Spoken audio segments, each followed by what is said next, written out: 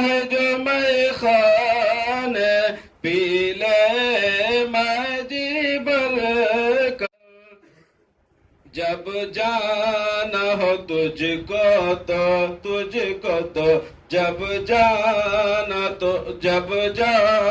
ہو تجھ کو تو پیمانہ بھی بھر جانا، آداب رسالت میں یوں حد سے گزر جانا، آداب رسالت میں۔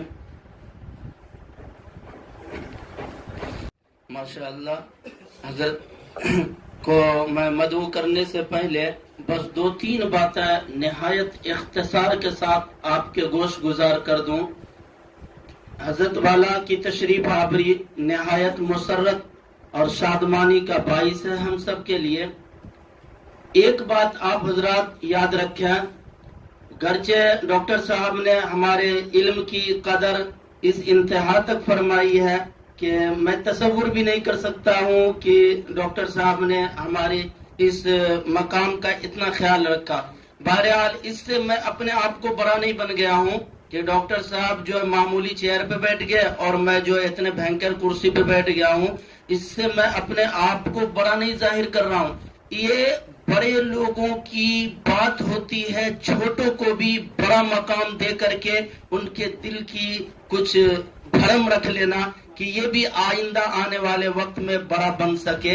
اور یہاں تو قدر ہے علم نبوت کی، علم رسالت، آداب رسالت میں یوں حد سے گزر جانا، یہ ہر اشعار کی تشریح ہو تو گھڑیاں نہیں بلکہ صدیاں گزرے گی۔ لیکن میں ایک چھوٹی سی بات عرض کر دوں، آداب رسالت نے وہ مقام اور رتبہ انسانیت کو دیا ہے، تپتے ہوئے ریگستان کے علاقوں سے اٹھا اور سرزمین حجاز کے کونے کونے تک یہ آوازیں اس قدر گونجی ہے کہ راہ خدا میں اللہ رب العزت کے حضور ہر انسان کی حاضری لازمی کمپلسری ہے۔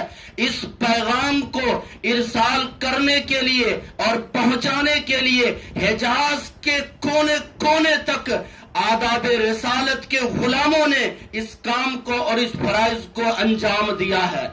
میرے دوستو ایک بات عرض کر دوں کہ ہر انسان بڑا اور چھوٹا ہوتا ہے، اس میں کبھی علم کے بڑاپن ہو یا کبھی انسان کے عمر کی ہو، لیکن یاد رکھنا جناب رسول اکرم صلی اللہ علیہ وسلم کی زندگی سے جو مجھے ایک انوکھا ایک نرالا سبق ملا ہے، جناب آقا علیہ الصلوۃ والسلام جب معراج کی شب اللہ رب العزت کے دیدار سے سرشار ہونے کے لیے معراج کا سفر اختیار کیا، جس کو قرآن کریم قیامت کی صبح تک یہ اعلان کر کے انسانیت کے ضمیر کو جھنجھوڑتا چلا جا رہا ہے کہ سبحان الذی اسری بعبدہ لیلا من المسجد الحرام الی المسجد الاقصی الذی بارکنا حولہ لنریہ۔ میرے دوستوں میں کہاں تک عرض کروں، ان سفر نے پیغمبر دو جہاں کو فرش سے اٹھایا اور عرش تک پہنچایا، یہ بتانے کے لیے کہ میرے محبوب تیری رسالت، تیری پیغمبری اور تیری نبوت فرش پر بھی ہے، عرش پر بھی ہے، فرش سے شروع عرش پہ تیری انتہا۔ اور سن میرے محبوب، تیرے بعد کوئی پیغمبر آنا نہیں، اور یہ بھی سن لے عرش کے بعد کوئی مقام بھی نہیں، عرش کے بعد نہ کوئی مقام ہے نہ مصطفیٰ، تیرے بعد کوئی پیغمبر کو دنیا میں آنا ہے۔ تیری رسالت چلے گی، تیری تعلیم ہی دنیا میں ہر جگہ پھیلے گی، اور تیری امن اور شانتی کا یہ پیغام ہر انسان تک پہنچانا تیری امت کی ذمہ داری ہوگی۔ اسی ذمہ داری کے ایک چھوٹے سے فرائض کو پہنچانے کے لیے ڈاکٹر صاحب کی تشریف آوری ہوئی ہے۔ میں جو عرض کر رہا تھا چھوٹی سی بات وہ یہ کہ جب حضور گئے معراج پہ تو معراج پہ جانے کے بعد واپسی ہوئی، پوری تاریخ نہیں سنا تھا. آپ حضرات میں سے جو سنے ہوئے ہوں گے کہیں گے اب یہ 2-2.5 صفحہ کیا، اب جو کہانی سنائیں گے 5 منٹ کا ٹائم لیں گے. نہیں، میں 1.25 منٹ میں اپنے واقعات کو ختم کرتا ہوں. معراج کی شب آقا مدنی صلی اللہ علیہ وسلم اللہ کے حضور گئے، پھر وہ انعام ہدایہ لینے کے بعد جب واپس آ رہے تھے تو حضرت موسیٰ علیہ السلام سے ملاقات ہوئی. یہ معلوم ہے ہمارے بچوں کو. ملاقات کے بعد موسیٰ علیہ السلام نے پوچھا اے پیغمبر آخر الزمان اللہ نے آپ کو کیا دیا ہے؟ فرمایا 50 وقت کی نماز اللہ رب العزت نے دیا ہے. یہاں پہ موسیٰ علیہ السلام کا علم نہیں بول رہا، موسیٰ علیہ السلام کا تجربہ بات کر رہا ہے. موسیٰ علیہ السلام کا تجربہ کر رہا ہے کہ اے محمد علم میں آپ مجھ سے بالا تر ہیں، عقل میں آپ مجھ سے بالا تر ہیں، مقام میں آپ مجھ سے بالا تر ہیں، رتبے میں آپ مجھ سے بالا تر ہیں، اور شہرت میں بھی آپ مجھ سے بالا تر ہیں، اور سیدہ اور سرداری میں بھی آپ مجھ سے بالا تر ہیں. سارے انبیاء پیغمبر رسولوں کے آپ سردار ہیں. لیکن میرے محبوب ایک تجربہ میرا یہ ہے کہ میں بڑا عرصہ دنیا میں رہا ہوں، ایک طویل زندگی میں نے گزاری ہے. میرا تجربہ یہ کہتا ہے آپ کی امتی 50 وقت کی نماز نہیں پڑھ پائے گی، آپ اللہ پاک سے کچھ کم کرا لیتی. یہ اللہ رب العزت کے محبوب ترین پیغمبر موسیٰ علیہ السلام کے اس تجربے کو عملی زندگی میں اتار کر واپس گئے اور خدا کے حضور گئے اور 9 درخواستیں ہوئی اور 45 نمازیں کم کرا کے 5 نمازوں کو باقی رکھا گیا. میں یہ باتیں اس لیے عرض کر رہا ہوں، علم اپنی جگہ ہے یہ بھی ٹھیک ہے، تجربہ بھی ایک اپنی جگہ ایک اعلیٰ مقام رکھتا ہے. ہمارے پیغمبر نے بتلایا کہ اگر کوئی مجرب ہو، صاحب تجربہ ہو، تو ان کی باتوں کو بھی مانو. میں محمد دیکھو اس موسیٰ سے بڑا پیغمبر ہونے کے باوجود ان کی باتیں میں مان رہا ہوں. اس لیے ہم اپنے آپ کو چھوٹا پن، یہ میں اپنے لیے سنایا، آپ کے لیے نہیں سنایا تھا، گرچہ سن آپ بھی لیے. میں اپنے آپ کو خود سمجھایا کہ تم علم میں بھلے حافظ بھی ہو، قاری بھی ہو، عالم بھی ہو، مولوی بھی ہو، مفتی بھی ہو، جو بھی ہو سب اپنی جگہ ہو.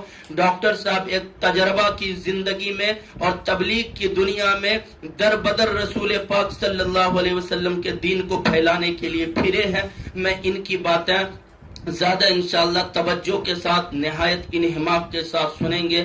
اللہ تعالی ہم سارے لوگوں کو ان کی بات سننے کی بھی اور اس پہ عمل کرنے کی بھی توفیق عطا فرمائے.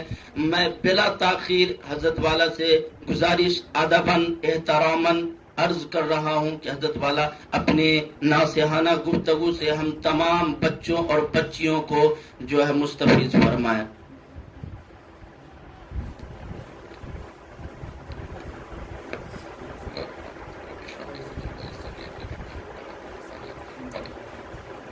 سب سے پہلے تو میں معافی مانگوں گا آپ لوگوں سے کہ 9 بجے کا وقت تھا. آواز جا رہی ہے؟ 9 بجے کا وقت تھا، تاخیر ہو گئی. 9:12 میں بطور پہنچ چکا تھا، لیکن مسجد کے سامنے سڑک پہ ہی گٹی گر گئی تو پھر ٹھیک تھی آواز ٹھیک. پھر مجھے واپس ہونا پڑا اور واپس جا کے سے پھر دوسرے ڈھالے سے پھر اندر آنا پڑا. اس میں تھوڑا وقت لگا، لیکن میں معافی چاہوں گا بہرحال، اس لیے کہ ہم جب بھی کوئی چیز سیکھیں گے سب سے پہلی چیز سیکھنا ہے، پرٹیکولرلی جس اسٹیج میں آپ ہیں، وہ ہے وقت کی پابندی. وقت کی پابندی یہ اگر نہیں سیکھ پائے تو باقی ساری چیز بیکار ہو جائے گی. تھوڑی آواز کم پہ بھی انشاءاللہ ہو جائے گی. اب بہت سکون سے بیٹھے سیٹ کریے، ایک بار سیٹ کر لیجیے.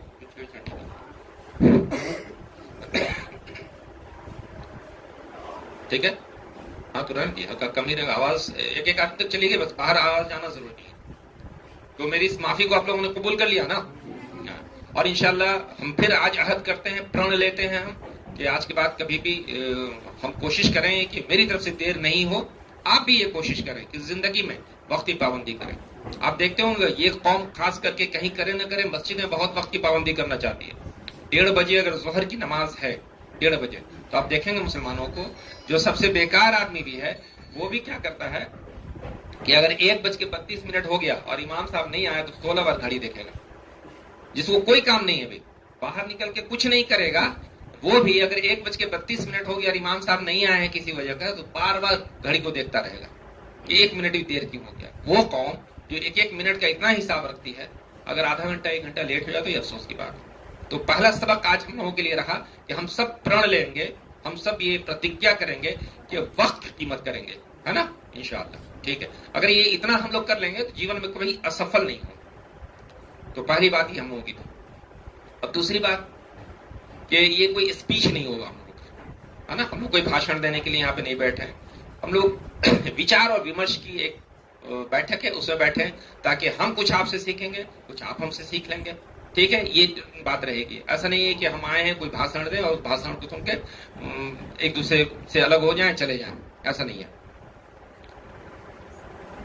پیارے بچوں، آپ دیکھ رہے ہیں کہ ابھی دیش کا ماحول کس طریقے کا ہو گیا. اس کا اندازہ ہر کسی کو ہوگا. یہ کہنے کی بات نہیں ہے کہ ہم سب جہاں ہزاروں سالوں سے پیار محبت سے رہتے آئے ہیں، آج اس پیار اور محبت میں کہیں نہ کہیں کمی ہو رہی ہے، کہیں نہ کہیں کمی ہو رہی ہے. اس سے انکار نہیں کر سکتے. اگر یہ کمی بڑھتی چلی گئی، یہ دوریاں بڑھتی چلی گئی تو ہم پریشانی کا شکار ہو جائیں گے. ہم سب اس دیش کے واسی ہیں. یہ دیش ایک باغیچہ ہے نا، اس کے ایک پھول ہیں الگ الگ رنگوں کے، الگ الگ رنگوں کے، اور ہر پھول کی قیمت ہوتی ہے. ہر پھول خوبصورتی میں، اس کی سندرتا میں ودھی کر رہا ہوتا ہے. ایسا نہیں ہے کہ ایک ہی طرح کے پھول اگر کسی باغیچے میں رہیں تو باغیچہ سندر نہیں کہلائے گا. ابھی تو اس میں طرح طرح کے رنگ برنگے پھول رہیں گے تو وہ باغیچہ زیادہ سندر کہلائے گا. ہم کو اس دیش کو وکست بنانا ہے، وشو گرو بنانا ہے. یہ پرن ہم سب لیتے ہیں کہ ہمارا بھارت پہلے بھی وشو گرو تھا. جب ساری دنیا سے لوگ یہاں آتے تھے، ہمارے نالندہ وشو ودیالیہ میں گیان ارجن کرنے کے لیے لوگ آتے تھے ساری دنیا سے. یہ ہماری اتہاس ہے، آپ سب جانتے ہوں گے. کوئی ڈھکی چھپی چیز نہیں، ہمارا اتہاس ہی صاحب سورنم اتہاس ہے کہ سارے وشو سے لوگ آتے تھے ہمارے یہاں گیان ارجن کرنے کے. آج کیا حالت ہو رہی کہ ہم جاتے ہیں دوسری جگہ، یہاں سے پڑھ لیتے ہیں، پڑھنے کے بعد بھی اگر جب تک یورپ کی ڈگری نہیں لگتی، امریکہ کی ڈگری نہیں لگتی، ہم اپنے گیان کو کمپلیٹ نہیں مانتے. آکسفورڈ چلے گئے، ٹرینیٹی چلے گئے، یہاں چلے گئے، آئے تو پھر لگتا ہے کہ نہیں صاحب امریکہ سے آئے، انگلینڈ سے آئے. ہم کو اپنے دیش کو پھر سے وشو گرو بنانا ہے. اس کا پرن تو ہم لیتے ہیں